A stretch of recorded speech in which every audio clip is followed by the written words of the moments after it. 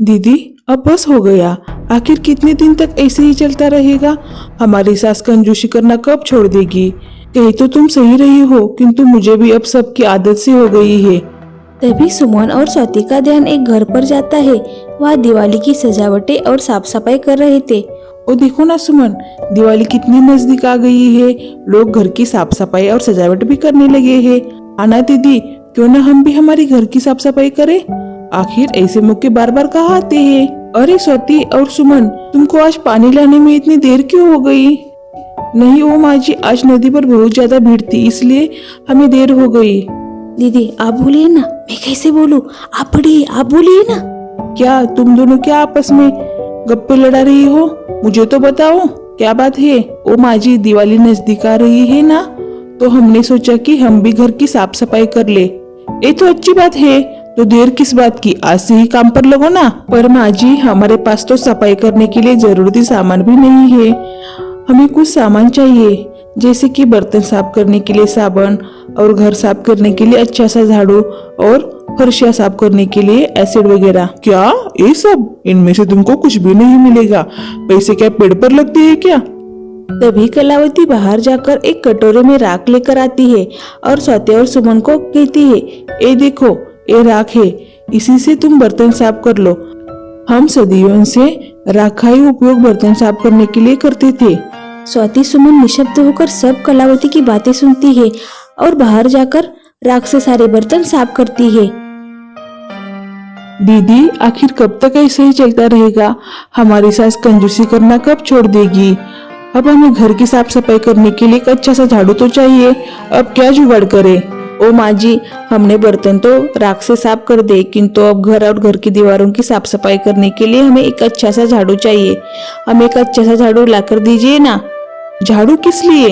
हम तो हमारे जमाने में ताड़ के पत्तों का झाड़ू बनाकर इस्तेमाल करते थे। इससे सफाई भी अच्छी होती थी और ज्यादा दिन तक हम इसका इस्तेमाल भी करते थे। चलो मेरे साथ। ऐसा कहकर कलावती स्वाति और सुमन को एक वनराई में लेकर जाती है। वहाँ बहुत सारे ताड़ के वृक्ष होते हैं। ये देखो स्वाति और सुमन, ये है ताड़। इसके पत्तों को तुम हाथों से तोड़ो और एक कांटे पर अच्छे से बांध लो, तुम्हारा झाड़ू बनकर तैयार हो जाएगा। स्वाति और सुमन ताड़ के पत्तों को निकालती है और घर आकर कांटे पर उस पत्तों को अच्छे से रखकर बांधती है। थोड़ी ही देर में ताड़ का अच्छा सा झाड़ू तैयार हो जाता है। उस झाड़ू की सहायता से वो दोनों घर पर लगे और दीवार पर लगे सारे धूल को साफ करती है। दीदी, माँ जी की जुगाड़ तो अच्छे से काम कर रहे हैं। इससे हमारे पैसे भी खर्च नहीं हो रहे हैं और सफाई भी अच्छे से हो रही है। किंतु अब हम फर्श के लिए क्या करें? एक दाग कैसे निकाले फर्श का? उनकी नजर घर पर पड़े सोडे पर और नींबू पर जाती है।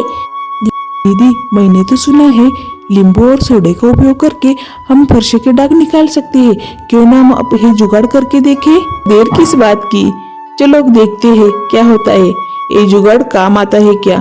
दोनों फर्श पर सोडा डालती है और नींबू की सहायता से फर्श की साफ सफाई करती है, तो आश्चर्य, फर्श पर के सारे दाग निकल जाते हैं। इसके बाद वो दोनों दरवाजा पर लगे हुए दाग भी नींबू और सोडे की सहायता से निकालती है। अब सारा घर अच्छे से क्लीन हो चुका था और चमक रहा था। वो दोनों बाहर जाकर घर के आंगन में साफ सफाई करती है। इसी तरह सारे जुगाड़ के सामान से अच्छे से सफाई होकर सारा घर अच्छे से चमक रहा था। ये दिन सुबह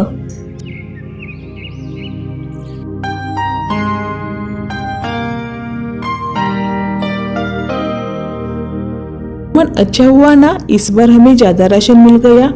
अब ये सामान मिला है ना, हम इसी से दिवाली के पदार्थ बनाएंगे। हाँ दीदी, अब हमें ही हमारी सास की तरह कुछ जुगाड़ करना होगा। स्वाति सुमन, तुमने घर तो बहुत अच्छे से साफ कर दिया। देखो मेरे जुगाड़ कैसे काम कर गए ना।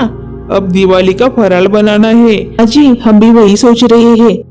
हमारे पास जो सामान है ना, उसका ही उपयोग करके हम कुछ जुगाड़ करते हैं। चलो दीदी, हम दिवाली की पदार्थ बनाने की तैयारियां चालू करते हैं। इसी तरह घर में जो आटा था, इसका ही उपयोग करके वो आटा वो अच्छे से गूंथती है और उसकी वाप कर उकड़ बनाती है और उसकी ही चकलियां बनाती है। बनाई हुई चकलियाँ साथ चख कर देखती है। बहू, चकलियाँ तो बहुत स्वादिष्ट बनी है। तुम्हारा जुगाड़ काम कर गया। अब इसी तरह सारे पदार्थ बनाओ। हाँ माँ जी, अब हमें लगता है कि हम भी आपके साथ रहकर आपके जैसा सोचने लगे हैं। हाँ माँ जी, हमारा जुगाड़ तो अच्छे से काम कर गया। हमारी परिस्थिति की वजह से हमारे पास ज्यादा इतने पैसे नहीं है, इसलिए हमें हमारे पास जो चीजें है इसका इस्तेमाल करके ही दिवाली के सामान बनाने होंगे। इसी तरह जुगाड़ करके वो दिवाली का चिवड़ा भी बनाती है। इसके बाद वो फिर आटा गूंथती है और उस आटे की करंजा बनाकर उसे चूल्हे पर तलती है। तो यहाँ सुमन तरह तरह के लड्डू बनाती है। इसी तरह घर में ही जो सामान था इसका उपयोग करके ही बहुत अच्छे से फराळ बन जाता है। बहू, ये फराल देखकर तो ऐसा लग रहा है कि ये बहुत अच्छा बना है। आखिरकार तुमने मेरी तरह जुगाड़ करना सीख ही लिया। हाँ माँ जी, कुछ जुगाड़ करके कुछ अच्छा हो जाए तो उसमें बुराई क्या है। इसी तरह घर का सारा काम करके स्वाति और सुमन आंगन में बैठकर बातें कर रही होती है। हाँ दीदी, हमने सोचा भी नहीं था इस साल हमारी दिवाली इतनी अच्छी होने जा रही है। तभी उनकी पड़ोसन वहाँ आ जाती है। क्या बात है, तुम दोनों बहुत ही निवांत दिख रही हो। दिवाली की तैयारियां करनी नहीं है क्या? दिवाली की साफ सफाई तो हमारी हो गई है और दिवाली के पदार्थ भी हमने बना दिए हैं।